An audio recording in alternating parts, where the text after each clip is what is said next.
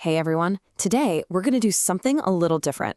We're going to take a technical analysis report for a stock and treat it just like a patient's medical chart. Our patient today is Paranovus Entertainment Technology, or PAVS. We're going to give it a full health checkup, looking at all the vital signs to really understand its condition. So let's get right to it and see the doctor's initial findings. And boom, right out of the gate, the main diagnosis is in, and it's not looking good. Strongly bearish. That one phrase really sets a grim tone for this whole examination, doesn't it? But, just like in medicine, a diagnosis isn't just a label. It's the result of looking at a bunch of different symptoms. So let's dig in and see exactly what led to this conclusion. So for our first section here, we're going to dive right into that strongly bearish diagnosis. We need to understand why the outlook is so negative. What are the key factors that brought the analysts to such a stark conclusion? See, a serious diagnosis like this doesn't come from just one bad test result. It's a combination of things all pointing in the same worrying direction. First, the stock's price is just plain weak compared to its own history. Second, all the specialized trend-following tools are basically screaming down. And third, even a huge surge in trading activity, which you might think is a good sign, couldn't turn things around. It's a consistent pattern of negativity across the board. Okay, next up, let's check the patient's core vitals. We're going to look past all the daily noise and really try to assess the underlying long-term health. Is this just a temporary sickness, or are we looking at something more chronic? To figure it out, we have to look at one of the most important tools in the kit, moving averages. So what's a moving average?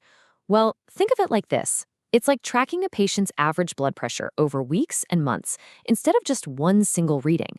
It smooths out all the little daily spikes and dips so you can see the real underlying health trend. Is the patient overall getting healthier or sicker over time? That's what this tells us. And wow, this is where the problem really jumps off the page. The current price, at about 4 cents, isn't just below the long-term averages. It's barely keeping its head above water with the 5-day average and is way, way below the 10-day. Basically, every single trend line, no matter how short or long, is sitting above the current price, just weighing it down like an anchor. So the big takeaway here is that this isn't just a 24-hour bug or a minor cold. The data is showing us that this patient's health has been getting worse for a while, and that negative trend is showing up across all timeframes. This suggests it's a condition that's deeply rooted. All right, so we've established the long-term health is poor, but what about right now? In this section, we're checking the patient's current energy levels. Does it have any momentum? Is there any strength left to fight this downtrend? Let's see. Okay, check this out. On a recent day, that was the trading volume, over 500 million shares traded hands.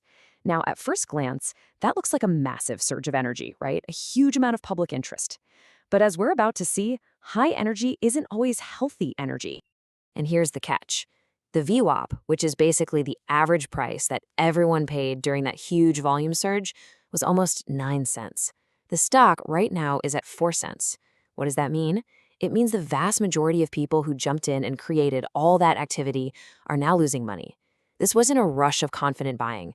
It looks a lot more like panic selling or risky speculation. This chart just confirms it. It's a tool that measures buying pressure versus selling pressure, and, well, it's not even close. The sellers are clocking in with a score over 32, while the buyers are way down at 20. It's pretty clear who's in the driver's seat right now. The bears are definitely in control. But there is one little glimmer of something interesting in these energy readings. The Relative Strength Index, or RSI, is kind of like an exhaustion meter. A reading below 30 is considered oversold. PAVS at 31.81 is right on the doorstep. This suggests that the selling pressure might be running out of gas. The patient is just exhausted, which could lead to a pause, or maybe even a small bounce. So, we have a patient with poor long-term health and this frantic, unhealthy, short-term energy.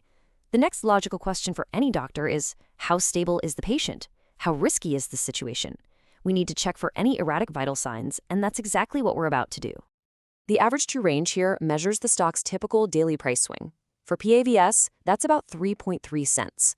Now, think about that for a second. The stock's entire price is only about 4.1 cents. This means its daily price swing is almost as big as its entire value.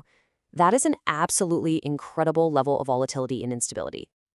And it's not just volatile, it's accelerating in the wrong direction. A highly negative acceleration value like this confirms the price isn't just slowly drifting lower. No, it's falling, and it's falling fast. This just reinforces the high-risk, unstable condition of our patient. So, given all this instability, traders are watching these critical levels like a hawk. You can think of the support levels as the floor and the resistance levels as the ceiling. The stock absolutely needs to stay above that floor at 3.6 cents, and if it has any hope of recovering, it first has to smash through that ceiling at 4.4 cents. These are the numbers that will tell us if the patient's condition is getting worse, or maybe, just maybe, starting to stabilize. And that brings us to our final section. We've reviewed the long-term vitals, we've checked the short-term energy levels, and we've gauged the overall stability.